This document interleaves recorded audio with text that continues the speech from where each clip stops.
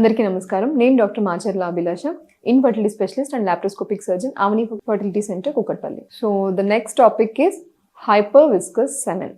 So hyper viscous semen అంటే ఏంటంటే thick semen. ఈ మధ్య కాలంలో మేము చాలా మందికి చూస్తున్నాం ఈ థిక్ సెమెన్ అనేది. సో అందువల్ల నేను ఈ టాపిక్ గురించి డిస్కస్ చేస్తున్నాను ఇవాళ.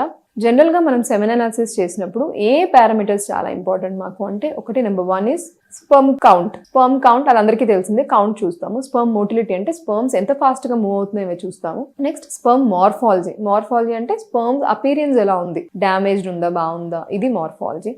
ఇదే కాకుండా లిక్విఫాక్షన్ టైం అనేది కూడా చూస్తాం. అంటే ఏంటంటే ఈ సెమెన్ అనేది బయటకు వచ్చాక ఒక థిక్ కోగులంలా అయిపోతుంది, దాని తర్వాత మళ్ళీ లిక్విఫై అవుతుంది, వాటర్లో అయిపోతుంది. ఆ వాటర్లో అయిపోయేదానికి టైం పీరియడ్ ఎంత పడుతుంది అంటే దాన్ని లిక్విఫాక్షన్ టైం అంటారు. సో మనకి ఆ లిక్విఫై అవ్వాలి, లిక్విఫై అయితేనే స్పర్మ్స్ అనేది మూవ్ అవుతుంది. లిక్విఫై అవ్వకుండా సెమెన్ అలాగే థిక్గా ఉంది అంటే దానిలో స్పర్మ్స్ కదలలేదు. సో ఆ లిక్విఫాక్షన్ టైం అనేది చాలా ఇంపార్టెంట్. ఈ లిక్విఫాక్షన్ టైం ఎవరిలో అయితే ఎక్కువ ఉంటుందో వాళ్ళకి మనం hyper viscosity, hyper viscous semen అంటాం. ఫస్ట్ అసలు సెమెన్లో కంటెంట్ ఏంటి చూస్తాం. సెమెన్లో ఏముంటుంది? స్పర్మ్స్ అందరికి తెలిసిందే. అవి కాకుండా సెమెన్లో కొన్ని ఫ్లూయిడ్స్ కూడా ఉంటాయి.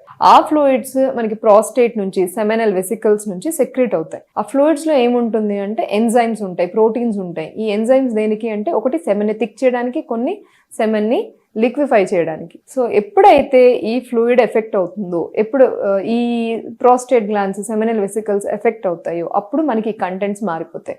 ఎప్పుడు ఎఫెక్ట్ అవుతుందంటే, నెంబర్ 1 ఇన్ఫెక్షన్స్ అవ్వచ్చు, లేదా ఆక్సిడేటివ్ స్ట్రెస్ వల్ల ఆక్సిడేటివ్ ఫ్రీ రాడికల్స్ రిలీజ్ అయ్యి దాన్ని డ్యామేజ్ చేసి దానివల్ల మనకి ప్రాస్టేట్, సెమినల్ వెసికల్స్ డ్యామేజ్ ఉండొచ్చు.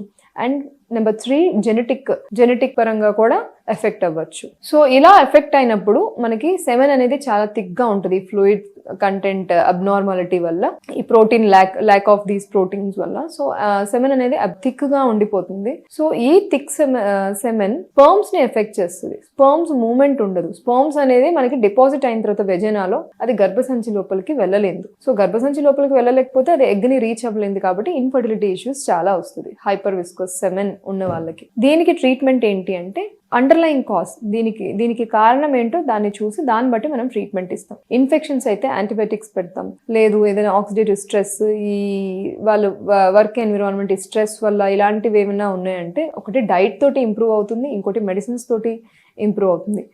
ఇన్ కేస్ ఇవన్నీ యూజ్ చేసిన తర్వాత కూడా వాళ్ళ సెమెన్ ఇంకా థిక్గానే ఉంది, దాంట్లో ఏం మార్పు రాలేదు అంటే, నెక్స్ట్ ఇలాంటి వాళ్ళకి IUI పద్ధతిలో మనం ట్రీట్మెంట్ ఇస్తాం. IUI చేసినప్పుడు ఏంటంటే, మేము ఆ సెమెన్ని ఈ థిక్గా ఉండే ఈ కంటెంట్స్ అన్ని తీసేసి ఓన్లీ మనం స్పర్మ్స్ మాత్రమే తీసుకొని గర్భసంచిలోకి డైరెక్ట్గా వేస్తాం. కాబట్టి వాళ్ళకి even though hyper viscous semen ఉన్నా కూడా IUI ద్వారా మనకి ప్రెగ్నెన్సీ వచ్చే అవకాశాలు ఉంటాయి. Thank you.